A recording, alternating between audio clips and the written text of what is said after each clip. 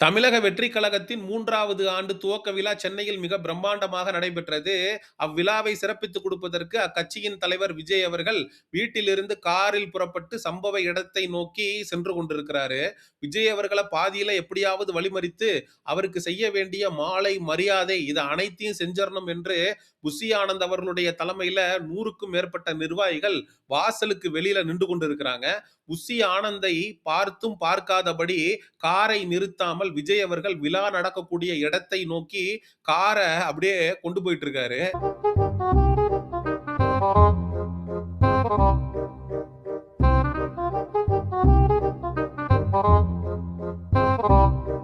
Hey, காரை நிறுத்தாம மட்டும் நீ போனா உன்னை விட்டுருவோமா? நிக்காம ஓடு ஓடு ஓடு ஓடு ஓடு ஓடு ஓடு ஓடு ஓடு ஓடு ஓடு ஓடு ஓடு வரான் பாரு வேட்டக்காரன் அப்படின்னு புஷி ஆனந்தும் அவர் தலைமையில் கூடின 100 நிர்வாகிகளும் கொஞ்சம் கூட வெக்கம், மானம், சூடு, சொரணை இல்லாம அந்த காருக்கு பின்னாடி ஓடிய காட்சிகள் சமூக ஊடகங்கள்ல காட்டுத்தீயா பரவிக்கிட்டு இருக்கு.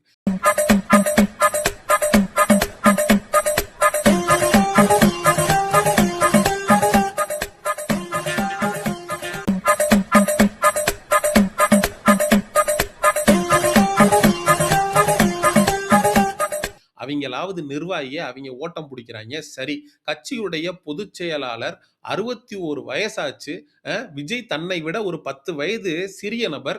அவர் காரை நிறுத்தாம போறாரு அப்படின்னா, அவருக்கு பின்னாடி தன்னுடைய பொதுச் செயலாளர் பதவியை தக்க வச்சுக்கணும்ன்ற ஒரே காரணத்துக்காக ஓடுறிய புஷி ஆனந்த், நீ எல்லாம் ஒரு பெரிய மனுஷனா அப்படின்னு சமூக ஊடகங்கள்ல பல பேரு நாக்கு மேல பல்ல போட்டு பேச ஆரம்பிச்சுட்டாங்க.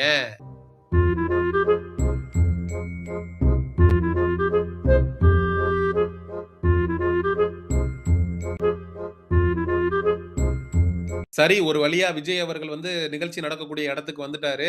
வந்ததும் 41 பேரு கரூர்ல கூட்ட நெரிசல்ல சிக்கி இறந்திருக்கிறாங்க. தமிழக வெற்றி கழகத்திற்காகவும், விஜய்க்காகவும் உயிர் தியாகத்த பண்ணியிருக்காங்க. அவங்களுக்கு 2 நிமிட அஞ்சலிய செலுத்திட்டு நிகழ்ச்சிய தொடங்க போறாங்க அப்படின்னு நம்மெல்லாம் காத்துக்கொண்டு இருக்க, தளபதி தளபதி வாழ்க, அந்த வெற்றி கொடி வெற்றி கொடி வாழ்க அப்படின்னு குத்தாட்டம் போட்டுட்டு இருக்காருங்க இந்த ஆளு. தளபதி தளபதி வாழ்க, 41 பேர் செத்தவனுக்கு 2 நிமிஷம் மௌன அஞ்சலி செலுத்துறதுக்கு வக்கில்ல குத்தாட்டம் போட்டுக்கிட்டு தளபதி தளபதி வாழ்க, அடுத்து 17 நிமிஷத்துக்கு மனுஷன் பேசி தள்ளிட்டாரு பாருங்க. ஏன்னா 2 நிமிஷம் தான் பேசுறாரு அப்படின்னு விமர்சனம் வச்சதுனால, பாரு என்னாலையும் 17 நிமிஷம் பேசி காட்ட முடியும் அப்படின்னு சொல்லி மனுஷன் புதுசா ஒண்ணு ட்ரை பண்ணியிருக்கிறாரு. அதுல ஒரு வார்த்தை ஒண்ணு குறிப்பிடுறாரு, தலைமை தொண்டனா. நம்ம கட்சியில் இருக்கிற தோழர்களுக்கும் தொண்டர்களுக்கும் இந்த கட்சியினுடைய ஒரு தலைமை தொண்டனான என்னுடைய வாழ்த்துக்களும் நன்றிகளும். இவரு எப்பா முதல்ல தொண்டனா என்னன்னு தெரியுமாப்பா? அடிமட்டத்துல இறங்கி போஸ்டர் ஒட்டுறதுல இருந்து, உங்க கட்சி கொடிய நடுறதுல இருந்து, எதிர்க்கட்சிக்காரங்கிட்ட பிரச்சனை அப்படின்றப்ப கல்லெடுத்து எறிவான், கட்டையெடுத்து அடிப்பான். அந்த அடியெல்லாம் தாங்கி நிக்கக்கூடியவன் தான் தொண்டன். தலைமை தொண்டன் அப்படின்றவன் அந்த தொண்டர்களுக்கு எல்லாம் முன்னாடி நிக்கக்கூடியவன் தான் தலைமை தொண்டன். நீ தலைமை தொண்டனா? நீங்க நினைக்கலாம் ஏதோ ஏதோ கோமாளி மாதிரி ஏதோ என்னவோ பண்ணிட்டு இருக்கானம்மா அப்படின்னு, ஜோக்கர் மாதிரி அப்படின்னு. உண்மையிலே ஜோக்கர் தான். சந்திரமுகி திரைப்படத்துல எப்படி ஜோதிகா தன்னை சந்திரமுகியாவே நினைத்து கொண்டு நடனம் ஆடுறது, அதுக்கப்புறம் பாட்டு பாடுறது, டயலாக் பேசுறது இதெல்லாம் பண்ணுவாங்களோ, அதே போல விஜய் அவர்கள் தன்னை ஒரு எம்ஜிஆராகவே உணர்ந்து கொண்டு 1977ல எம்ஜிஆர் அவர்கள் ஒரு ரேடியோல பேட்டி கொடுக்கிறாராம். அப்படி கொடுக்கும்போது அவர் கண்ணீர் வடிக்கிறாராம். அண்ணா அவர்கள் இருந்த இயக்கத்துல இப்ப யார் யாரோ முதலமைச்சராக வர்றாங்களே அப்படின்னு அதை பார்த்து வெகுண்டெழுந்த எம்ஜிஆர் அவர்கள் அண்ணா திராவிட முன்னேற்ற கழகத்தை ஆரம்பிச்சு, அதுக்கப்புறம் அவர் வெற்றி பெற்றதுக்கு அப்புறம் பழந்தின்னு கொட்ட போட்ட பல அரசியல்வாதிகளுக்கு அந்த சென்ட் ஜார்ஜ் கோட்டை அப்படிங்கிறது கனவாகவே மாறி போனது. அதே போல 2017க்கு பிறகு 2021க்கு பிறகு தமிழக மக்கள் கண்ணீர் வடிக்க ஆரம்பிச்சிட்டாங்களாம். அண்ணா இருந்த, காமராஜர் இருந்த, எம்ஜிஆர் இருந்த அந்த முதலமைச்சர் பதவியில இன்னைக்கு யார் யாரோ அமைந்திருக்கிறார்களே. நம்ம கண்ணீர் வடிச்சு விஜய் அவர்கள் வந்து அந்த அண்ணா அமர்ந்த, எம்ஜிஆர் அமர்ந்த, காமராஜர் அமர்ந்த அந்த முதலமைச்சர் நாற்காலியில உட்காரணும் அப்படின்னு யார் கண்ணீர் வடிக்கிறா? விஜய் கண்ணீர் வடிச்சா பிரச்சனை இல்ல. தமிழக மக்கள் கண்ணீர் வடிக்கிறாங்களாம். டேய் என்னடா பித்தலாட்டம் இது? தமிழக மக்கள் கண்ணீர் வடிச்சாங்க. இன்னைக்கு இந்த கண்ணீரை துடைக்க ஆரம்பிச்ச இயக்கம் தான் தமிழக வெற்றிக்கழகம். எந்த தமிழக மக்கள்ரா விஜய் இதை அமரணும், சிஎம் சீட்ல அமரணும் அப்படின்னு உட்காந்து ஒப்பாரி வச்சுக்கிட்டு இருக்கா? என்னடா பேசுறீங்க நீங்க? நான் மட்டும் ஜோக்கர் இல்ல, என் தலைவர் நிக்கில் அவர்களும் ஜோக்கர் தான். எம்ஜிஆர் அவர்கள் 1977 அண்ணா திராவிட முன்னேற்ற கழகம் என்கிற கட்சியை தொடங்குவதற்கு 20 ஆண்டுகளுக்கு முன்பே அவர் அரசியல் படுத்தப்பட்டவர். அண்ணாவுடைய திராவிட கொள்கைகளை தன்னுடைய திரைப்படங்கள் வாயிலாக மக்களுக்கு எடுத்துச் சென்றவர். ஒரு கட்டத்துல எம்ஜிஆர் அவர்கள் அண்ணா திராவிட முன்னேற்ற கழகம்ன்ற ஆரம்பிக்கிறப்போ அவருக்கு 20 வருடம் அனுபவம் இருந்தது அரசியல்ல. ஆனா இதே விஜய்க்கு என்ன அனுபவம் இருக்கு அப்படிங்கிற கேள்விய விஜயை நோக்கி நம்ம வச்சிருவோம்னு விஜய்க்கு நன்றாக தெரியும். அதனால அவருக்கு பதில் கொடுக்குறாரு. இதே மாதிரி தான் கிரிட்டிசைஸ் பண்ணாங்க எம்ஜிஆர் அவர்களை. நாக்கு மேல பல்ல போட்டு பேசினாங்க. இவருக்கு என்ன தெரியும்னு சொன்னாங்க. இவருக்கு வந்து மேக்கப் போட தான் தெரியும், பளபளன்னு இருப்பாரு, அதை பார்த்து மக்கள் வந்து பல்ல இழிச்சுக்கிட்டு போறாங்க அப்படின்னு எம்ஜிஆரை பார்த்து பலரும் கிரிட்டிசைஸ் பண்ணாங்க. அதே மாதிரியான கிரிட்டிசிசம் தான் நம்மளை நோக்கியும் வருது. எப்பா எம்ஜிஆருக்கு 20 வருஷம் அனுபவம் இருந்துச்சு, உனக்கு என்ன இருக்கு சொல்லு. இதுக்கு முன்னாடி நீ ஆற்றிய களப்பணி என்ன? உன்னுடைய திரைப்படங்கள் வாயிலாக திராவிடமும் தமிழ் தேசியமும் இந்த நாட்டின் இரு கண்கள் அப்படின்னு உன்னுடைய முதல் மாநாட்டுல நீ பேசின. அதுக்கு முன்னாடி உன்னுடைய திரைப்படங்கள் வாயிலாக நீ மக்களுக்கு கற்பித்த அரசியல் என்ன? உன்னுடைய திரைப்படங்கள்ல கற்பித்தல் அப்படிங்கிறது எங்க இருக்குன்னு கேக்குறேன். மாறாக கற்பழித்தல் அப்படின்னு ஒண்ணு வேணா இருக்கு. ஏன்னா நண்பன் அப்படின்ற திரைப்படத்துல இந்த சத்தியன் வந்து இது ப்ரிப்பேர் பண்ணிக்கிட்டு இருப்பாரு ஸ்பீச்சுக்காக. அதுல போய் விஜய் என்ன பண்ணுவாரு அப்படின்னா அந்த கற்பித்தல் அப்படின்றத அடிச்சுட்டு கற்பழித்தல் அப்படின்னு சொல்லி மாத்தி எழுதிடுவாரு. அதை பார்த்துட்டு சத்யராஜ் வந்து பிரின்சிபலா இருப்பாரு அந்த படத்துல, அந்த காலேஜுக்கு.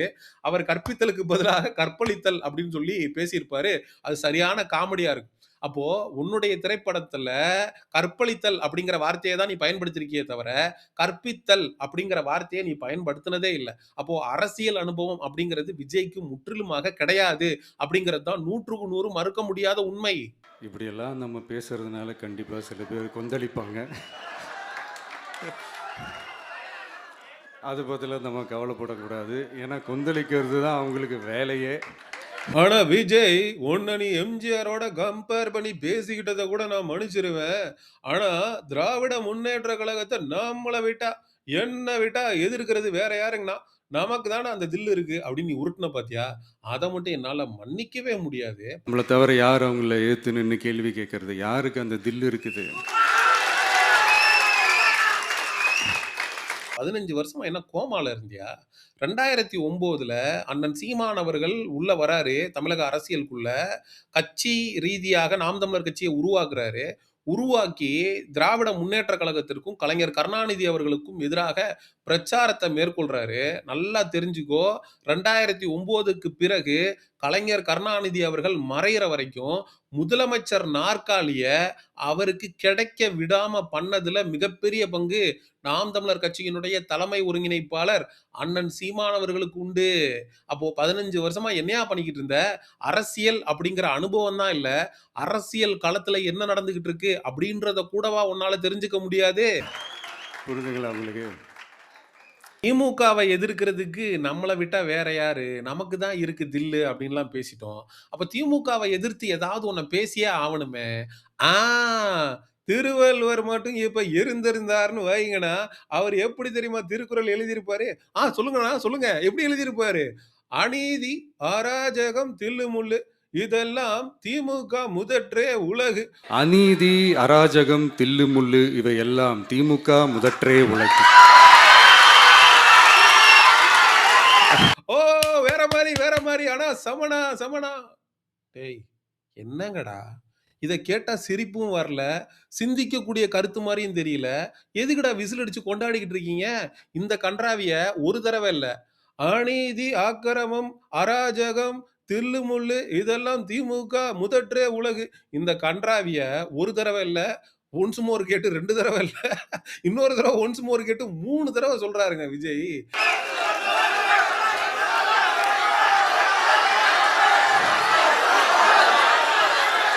அநீதி, அராஜகம், தில்லுமுள்ளு இவையெல்லாம் திமுக முதற்றே உலகு. யோவ்! என்னய்யா செத்தவன் வாயில வெத்தல பாக்கு போட்ட மாரி பேசிக்கிட்டு இருக்க? என்ன கண்றாவியா இது? திமுக எதிர்ப்புனா எப்படி இருக்கணும் தெரியுமா? நாம் தமிழர் கட்சியினுடைய தலைமை ஒருங்கிணைப்பாளர் அண்ணன் சீமான் அவர்கள் ஒரு மேடையில பேசும்போது, ஒரு திருடன் எல்லாத்தையும் திருடிட்டு ஓடிட்டான். அந்த திருடன் அவன் கையில கிடந்தது, கால்ல கிடந்தது, கொலுசு, என்ன கழுத்துல கிடக்கிற செயின் இதெல்லாம் திருடிட்டு ஓடிட்டான். அப்போ இவன் விளங்குவானா? நாசமா போயிருவான் அப்படின்னு சொல்லி மக்கள் திருடிட்டு கடந்து போனாய்ங்க. அதுக்கப்புறம் இன்னொரு திருடன் வந்தான்.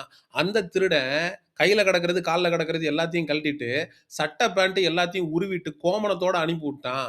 அப்ப அந்த மக்கள் பாதிக்கப்பட்ட மக்கள் சொன்னானாம், இதுக்கு அவங்க அப்பனே தேவல அப்படின்னு. அண்ணன் சீமான் அவர்கள் மு.க. ஸ்டாலின் அவர்களையும், அவருடைய தந்தையான கருணாநிதி அவர்களையும் கடுமையா ஒரு மேடையில விமர்சிச்சு இருப்பாரு. அத நீ தில்லுன்னு சொல்லலாம். அத நீ கட்ஸ்ன்னு சொல்லலாம். அது விமர்சனம். ஆனா நீ வைக்கிறதுக்கு பேரு விமர்சனமா? என்னையா பேசிட்டு இருக்கிற நீயி? 3 முனை போட்டி, 4 முனை போட்டின்னுலாம் சொல்றாங்க. சரி அவைங்க சொல்றது இருக்கட்டும். நீ என்ன சொல்ற? சரி, அவங்கள பொறுத்தவரைக்கும் அப்படியே இருக்கட்டும். ஆனா மக்களோட நம்ம கூட்டணி போட்டு நம்ம ஒரு பக்கம். அதுல மாபெரும் மக்கள் சக்தியா நம்ம அணி ஒரு பக்கம். அதே மக்களோட கூட்டணி போட்டா, நீ கூட்டணிக்கு கூட்டு பார்த்தா ஒரு பய கூட வரல. அப்புறம் என்ன மக்களோட கூட்டணின்னு உருட்டிக்கிட்டு இருக்க? சரி அடுத்து 2வது. ஆனா திமுகவோட தலைமையில 2வது கூட்டணிங்கண்ணா? அடுத்து திமுக தலைமையில் மற்ற கூட்டணி கட்சிகள் ஒரு பக்கம். சரி ரைட்டு. 3வது.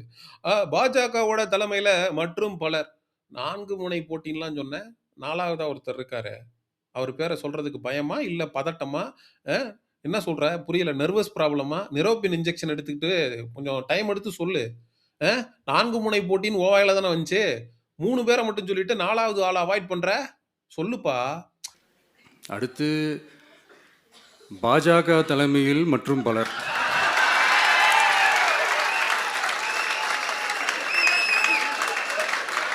சொல்ட்டான்ல. என்ன சொன்னேன்? பாஜகவுடைய தலைமையில மற்றும் பலர். பாஜகவுடைய தூண்டுதலின் பேர்ல தான் நாம் தமிழர் கட்சி செயல்பட்டுட்டு இருக்குன்னு சொல்ல வரியா? யோவ்! 10 வருஷமா பாஜகவுடைய பி டீம்னு சொல்றவன் சொல்லிட்டு தான்யா இருக்கான். நீ ஏதாவது ஒண்ணு புதுசா சொல்றியா? 4 முனை போட்டின்னு சொல்லிட்டு 3 பேர மட்டும் சொல்லிட்டு சீமான அவாய்ட் பண்ணிட்டேன் பாத்தேல அப்படின்னு. என்னப்பா சிரிக்கிறீங்க? உண்மையதானேப்பா சொன்னேன்.